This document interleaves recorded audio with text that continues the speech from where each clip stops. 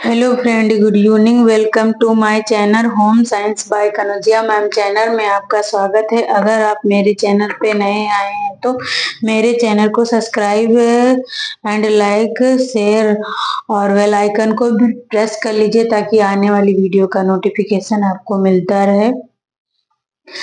आज हम पढ़ेंगे होम साइंस का पेपर टीजीटी 2021 पेपर है और आगे के क्वेश्चन हम पढ़ चुके हैं। आज क्वेश्चन नंबर हमारा 33 है।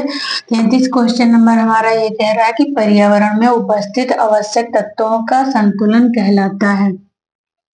तो पर्यावरण में जो उपस्थित आवश्यक तत्व हैं उनका असंतुलन हो जाता है। संतुलन ना रह करके असंतुलन, कमी या अधिकता होने के कारण हम उसे क्या कहते हैं?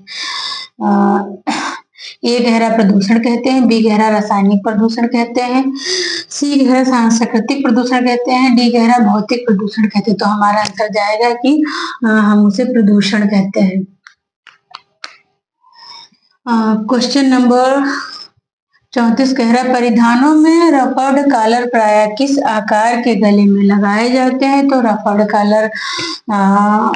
कॉलर जो है प्राय किस आकार के गले में लगाए जाते हैं? तो ये कह रहा है आयताकार आकार के गले में लगाए जाते हैं। बी कह रहा है कि वी आकार के गले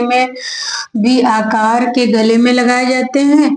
सी कह रहा है यू आकार के गले में लगाए जाते हैं। डी कह रहा है गोला आकार के गले में रफर्ड कॉलर लगाए जाते हैं। तो हमारा आंसर जाएगा डी गोला आकार के गले में रफर्ड कॉलर लगाए जाते हैं। क्वेश्चन नंबर 35 कह रहा है ग्रामीण महिलाओं में साक्षरता की दर में वृद्धि है तो कौन सी योजना लॉन्च की गई थी या चालू की गई थी? तो हम उसे कहेंगे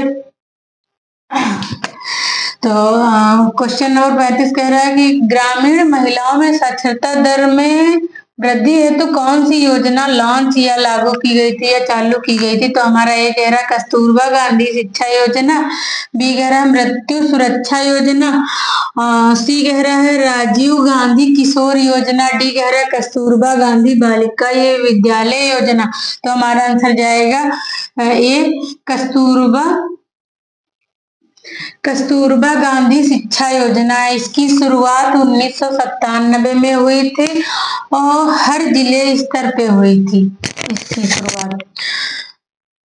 क्वेश्चन नंबर 36वां कह रहा है शिशु मृत्यु दर की गणना की जाती है। शिशु मृत्यु दर की गणना की जाती है तो क्वेश्चन कहने का अर्थ है कि शिशु मृत्यु दर की गणना कैसे हम किस आधार पे करते हैं? तो ये कह रहा है जन्म लेने वाले प्रति 100 शिशुओं के आधार पर करते हैं। बी कह रहा है जन्म लेने वाले प्रति 1000 शिशुओं के आधार पर करते हैं। सी कह रहा है विभिन्न रोगों के संक्रमण के आधार पर करते हैं। डी कह रहा है जन्म एवं मृत्यु संख्या के अंतर के आधार पर करते हैं। तो हमारा आंसर जाएगा बी कि जन्म लेने वाले 1000 शिशुओं के आधार पर मृत्यु दर की गणना की जाती है। क्वेश्चन नंबर 47 कह रहा है 37 कह रहा है निम्नलिखित में से प्रसार शिक्षा का चरण नहीं है। क्वेश्चन नंबर 37 कह रहा है निम्नलिखित में से प्रसार शिक्षा का चरण नहीं है। तो क्वेश्चन कह रहा है कौन सा चरण नहीं है? एक को छोड़कर सारे हैं, एक नहीं है। तो या तो इस तरीके से देख लो या तो उस तरीके से देख लो, है या तो नहीं। तो ए कह रहा है ध्यानाकर्षण, बी कह रहा है अभिरुचि, सी कह रहा है ध्यानाविकर्षण, डी कह रहा है संतुष्टि। तो हमारा आंसर जाएगा ध्यानाविकर्षण नहीं है और अभिरुचि भी है, ध्यानाकर्षण भी है, संतुष्टि भी है प्रसार शिक्षा का चरण। क्वेश्चन नंबर 38 कह रहा प्रथम 4 सप्ताह में होने वाली शिशु मृत्यु का कारण है। किस कारण से प्रथम 4 सप्ताह में शिशु मृत्यु का कारण है? किस कारण से हो जाती है मृत्यु या 1 महीने में किस कारणों से शिशु मृत्यु हो जाती है? तो श्वसन अवरोध के कारण हो जाती है क्या? बी कह रहा है जन्मजात असामान्यताओं के कारण हो जाती है क्या? सी कह रहा है संक्रामक रोगों के कारण हो जाती है क्या? डी कह रहा है ये सभी के कारण हो जाती है। तो हमारा आंसर जाएगा इन सभी के कारण हो जाती है। डी शोषण अवरोध, जन्मजात में अगर शोषण लेने में बच्चे को कोई अवरोध है या रुकावट है, अवरोध माने रुकावट है, तो बच्चे की मृत्यु हो जाती है। जन्मजात में असामान्यताएं हैं तब भी बच्चे को मृत्यु हो जाती है। संक्रामक कोई रोग हो गया तब भी बच्चे की मृत्यु हो जाती है। 39 कह रहा है मलमल के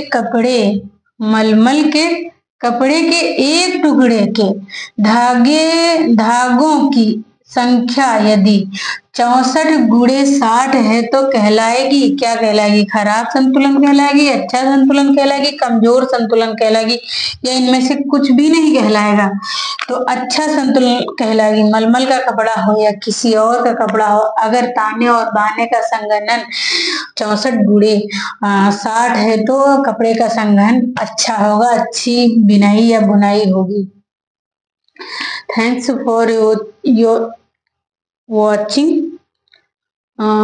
मेरे चैनल को ज्यादा से ज्यादा लाइक एंड शेयर करें। थैंक यू, धन्यवाद।